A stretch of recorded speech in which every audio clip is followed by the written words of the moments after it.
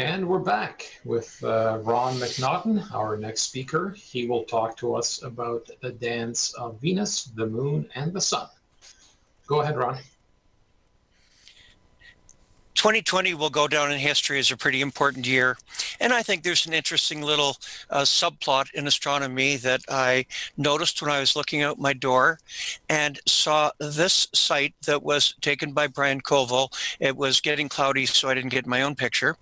And what's surprising is this is after sunset, and you'll notice that Venus up above is to the right of the moon, when usually objects that are higher after sunset are to the left. So there's several factors involved here. One of them, look at the blow up of the previous photo and see how the horns of the moon are pointing almost upward. And that means the ecliptic is fairly steep. In contrast, this picture I took in September 2016, the moon, the thinner crescent moon, notice the horns are pointing almost horizontally, and you have a less steep ecliptic in the sunset in September.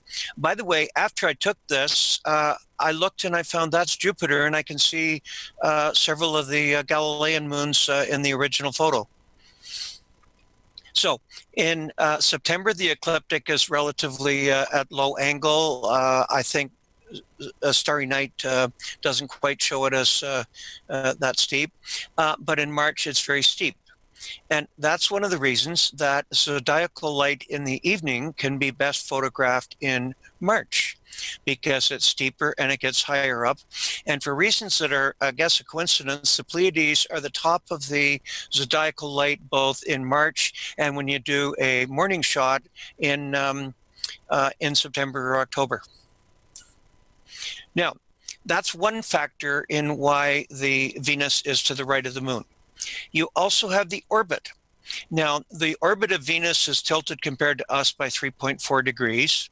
And in March, we're about here. And Venus was a little earlier, but it's still well above the ecliptic in terms of being north.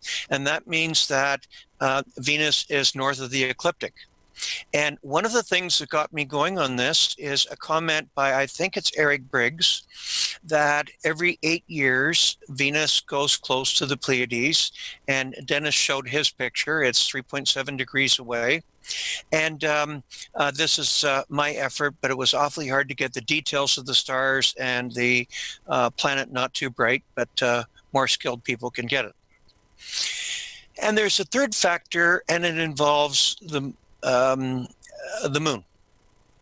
Notice around this, there's the amazing pattern that is called the corona. And just to be up to date this year, that's the origin of the coronavirus word, because the pattern in micrographs looked a little bit like the solar corona in 1968 when they first identified that. So in December 26th, there was an eclipse of the sun. It was annular. And now there's also an eclipse on June 21st that's also annular, as Dennis said, and a third one on the 13th of December, which is total in going through South America again. Now, let's look here at the what happens in an eclipse. Similarly, you have an angle between the moon's orbit and the Earth's orbit. And when the line of nodes line up pointing towards the sun, as the moon goes counterclockwise around the Earth, it is going to eclipse. And this is what makes it. But 3 months later, you have the same orbit of March, and this time the moon is well below the plane of the solar system. So you have a starry night version. You have Venus above the solar system or above the ecliptic. You have the moon below the ecliptic. I don't know why starry night makes it so big. And the ecliptic is steep. So that's why you had this unusual pattern of the higher solar system body being to the right. But there's more to the story. I think many people remember the transit of Venus on the 5th of June, 2012. I had about 200 people lined up to see through my telescopes. Unfortunately, 100 got to see it, and then clouds came, and I remember a girl was in tears when she realized she wasn't ever going to be able to see it. And I said, well, in something like 100 years, you might live then and see it then, although unfortunately it's in December then. So what happens is when Venus passes us, if there's a very narrow number of days around the 5th of June, Venus passes the Earth and on the inside, and it crosses the sun. So I'm going to show you a sequence every hour on the eclipse day. So this is 5 o'clock our time, 6 the transit started, 7. Then it got cloudy in Toronto and sunset, but it continued for a number of hours. Notice it goes downward compared to the ecliptic line, and that's the pattern for that eclipse. But on June 8th, 2004, 8 years earlier, I got up early in the morning, set up my telescope, looked at the transit, then dashed off to school when I was teaching.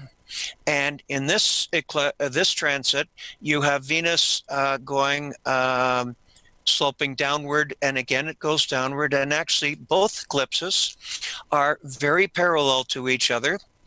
And the 2004 eclipse nicked the bottom of the sun.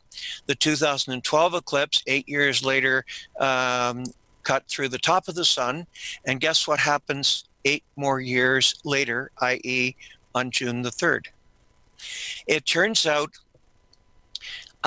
this guy, Jan Mus, wrote a paper.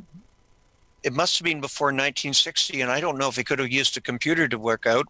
He predicted all the inferior conjunctions of Venus, and the ones in yellow are when Venus is very close. And each one of these are 8 years apart, and this is 11 arc minutes from the center of the sun, which means that it is a transit. This is +9. And next June is +29, and I'll get to that in a sec. But notice every 5 Earth-Venus cycles over 8 years, you end up going a very small angle. Now, notice that in 2017, it's a very high plus angle. And I understand some people were able to see Venus all the way through, not in the same spot in the world, of course, but Venus was so far north of the sun that they could continually be seen in that time. And again, you get an 8-year cycle. So in 2025, we're going to have Venus is very far north of the sun, and in March, by the way, and we're going to have it. So on June 3rd, 2020, the Venus inferior conjunction is just a little before it would be crossing the sun. So it goes a little bit above, and then it plunges below. So now it's, for the rest of the cycle, it's below the Earth orbit. Starry Night shows it like this. It's just a little bit north. And I'm going to go back to Gord's picture, and I've added the black dot, but it could be somebody using the right wavelength is able to find radiation and take a picture and get a black dot there. And I think that will definitely get into the astronomy picture of the day. Thank you very much.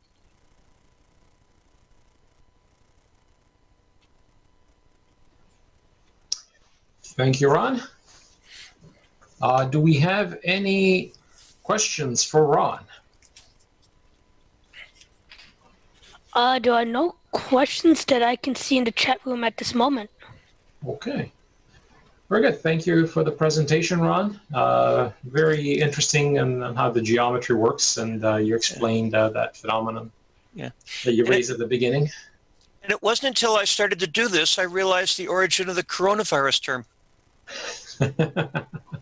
All right.